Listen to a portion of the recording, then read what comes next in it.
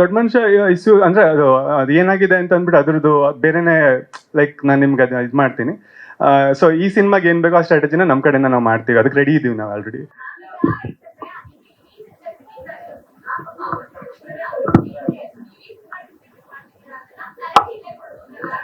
ಇಲ್ಲ ಅಂದ್ರೂ ಏನಾಗುತ್ತೆ ಗೊತ್ತಾ, ಈ ಸ್ಟೇಜ್ ಅಲ್ಲಿ ಅದನ್ನ ಮಾತಾಡೋದು ಬೇಡ ಅನ್ಕೊಂತೀನಿ. ಯಾಕಂದ್ರೆ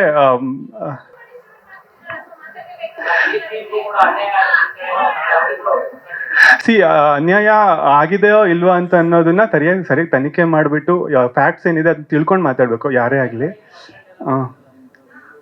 ಈಗ ಅದ್ರ ಬಗ್ಗೆ ಮಾತಾಡೋದು ಬೇಡ ಅಂತ ನಾನು ಅನ್ಕೊಂತೀನಿ.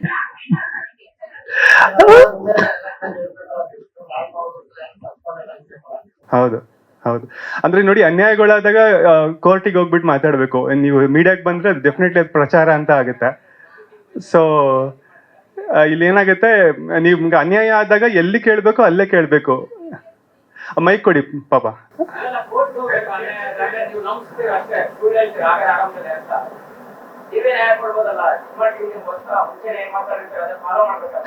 ಅಲ್ಲ ನೀವು ಫ್ಯಾಕ್ಟ್ ಚೆಕ್ ಮಾಡಿದ್ದೀರಾ? ಹೆಂಗ್ ಚೆಕ್ ಮಾಡಿದ್ರಿ? ಫ್ಯಾಕ್ಟ್ ಹೆಂಗ್ ಚೆಕ್ ಮಾಡಿದ್ರಿ ಹೇಳಿ? ಎಷ್ಟು ಥಿಯೇಟರ್ ಬಂದಿತ್ತು ಸಿನಿಮಾ? ನಂಗೆ ಗೊತ್ತಿಲ್ಲ ಅಂದ್ಮೇಲೆ ಹೆಂಗ್ ಹೇಳ್ತೀರಾ ನೀವು?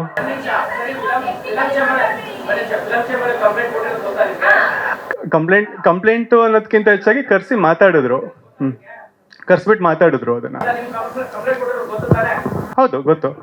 ಕಂಪ್ಲೇಂಟ್ ಅಲ್ಲ ಅದು, ನನ್ನನ್ನು ಕರ್ಸಿ ಮಾತಾಡಿದ್ರು ಅದನ್ನ. ನಾನೇ ಡಿಸ್ಟ್ರಿಬ್ಯೂಟರ್ ಅಲ್ವಾ? ಹೋಗಿ ನಿಮ್ಗೆ ಏನ್ ಹೇಳ್ಬೇಕು ಹೇಳಿ ನನೀಗ? ಸರ್ ದಯವಿಟ್ಟು ಕ್ಷಮೆ ಇರಲಿ, ಸಮಯದ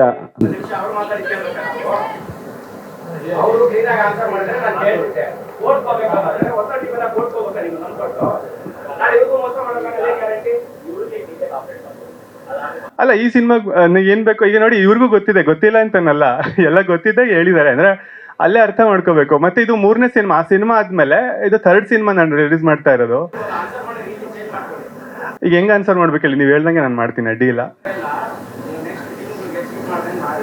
ಇಲ್ಲ ಅದು ನಾನು ಒಪ್ಪೋದಿಲ್ಲ. ಯಾಕಂದ್ರೆ ತಪ್ಪು ಒಪ್ಕೊಂಡಾಗ ಅಷ್ಟೇ ನಾವು ಚೀಟ್ ಮಾಡಿದ್ವಿ ಅಂತ ಆಗುತ್ತೆ, ಅಥವಾ ಅದು ಪ್ರೂವ್ ಆಗ್ಬೇಕು ಸರಿಯಾದ ರೀತಿಲಿ. ಇಲ್ಲಿ ಏನಾಗುತ್ತೆ, ನೀವು ಅಂದ್ರೆ ಒಂದು ಸೈಡ್ ಸ್ಟೋರಿ ಕೇಳ್ಬಿಟ್ಟು ಅದಕ್ಕೆ ಡಿಸೈಡ್ ಆಗೋದು ತಪ್ಪು ಅಂತ ನಾನು ಹೇಳ್ತೀನಿ. ಆದಷ್ಟು ಫ್ಯಾಕ್ಟ್ ಚೆಕ್ ಮಾಡಿ. ಯಾಕಂದ್ರೆ ಎಲ್ಲ ಸರಿ ಇರೋದಕ್ಕೆ ಇವತ್ತು ನಾನು ಇಲ್ಲಿ ಬಂದು ನಿಂತ್ಕೊಂಡಿರೋದು. ಇಲ್ಲಾಂದ್ರೆ ಬಂದು ನಿಂತ್ಕೊಂಡು ಮಾತಾಡೋ ಅಗತ್ಯನೇ ಇರ್ತಿರ್ಲಿಲ್ಲ. ಮತ್ತೆ ಇವರು ಕೂಡ ನನಗೆ ಸಿನಿಮಾ ಕೊಡೋ ಅಗತ್ಯನೇ ಇರ್ತಿರ್ಲಿಲ್ಲ, ಯಾಕಂದ್ರೆ ಎಲ್ಲರೂ ಫ್ಯಾಕ್ಟ್ ಚೆಕ್ ಮಾಡಿದ್ದಾರೆ.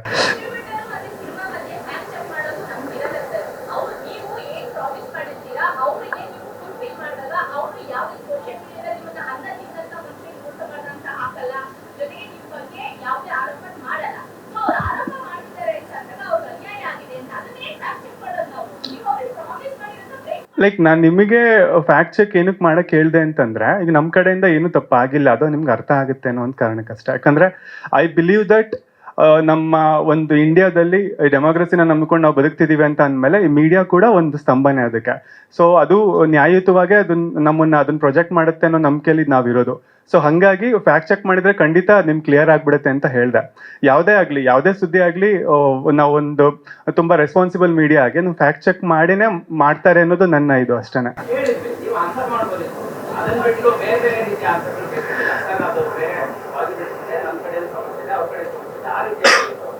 ನನ್ನ ಕಡೆ ಸಮಸ್ಯೆ ಇದ್ರೆ ನಾನು ಹೇಳ್ಬಿಡ್ತೀನಿ ಸರ್, ನೀವು ಹೇಳೋದೇ ಬೇಡ. ನಮ್ಮ ಕಡೆಯಿಂದ ಏನೂ ತಪ್ಪಾಗಿಲ್ಲ ಅದು. ಯಾಕಂದ್ರೆ ಮೀಡಿಯಾದಲ್ಲಿ ಅದೇ ಚರ್ಚೆ ಆಗ್ತಿದೆ. ಇನ್ನು ಇಂಟರ್ವ್ಯೂಗಳು ಕೊಡ್ತಾ ಇದ್ದೀನಿ, ಎಲ್ಲ ಕಡೆ ಆನ್ಸರ್ ಮಾಡಿದ್ದೀನಿ ಕೂಡ.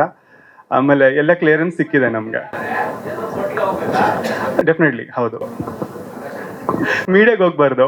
ಮೀಡಿಯಾಗೆ ಹೋದ್ರೆ ಸುದ್ದಿ ಆಗಿ ಈಗ ನನ್ನನ್ನು ಫೇಮಸ್ ಮಾಡಿದ್ರು ಅವ್ರು. ಪಾಪ ಅವ್ರಿಗಿಂತ ನಾನೇ ಫೇಮಸ್ ಆಗಿದ್ದೀನಿ. Thank you. ಅಂದ್ರೆ ನನ್ನನ್ನು ಫೇಮಸ್ ಮಾಡಬಾರ್ದಾಗಿತ್ತು, ಅವ್ರ ಸಿನಿಮಾ ಫೇಮಸ್ ಆಗ್ಬೇಕಾಗಿತ್ತು ಅಂತ ನಾನು ಹೇಳಿದ್ದು. ಸುಮ್ಮನೆ ನನಗೆ ಪಬ್ಲಿಸಿಟಿ ಕೊಡೋದು. ನಾನು ಎಂಜಾಯ್ ಮಾಡ್ತಿದ್ದೀನಿ ಸರ್, ಡೆಫಿನೆಟ್ಲಿ ನಾನು ಎಂಜಾಯ್ ಮಾಡ್ತಾ ಇದ್ದೀನಿ.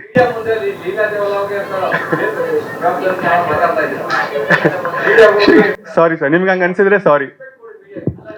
Definitely sir, definitely.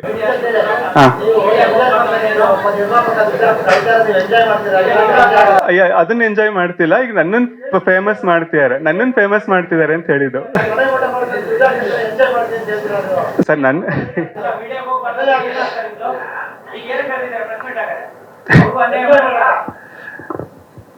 ಬೇರೆ ಏನಾದ್ರು ಇದ್ರೆ ಕೇಳಿ, ಅದ್ ಬಿಟ್ಟು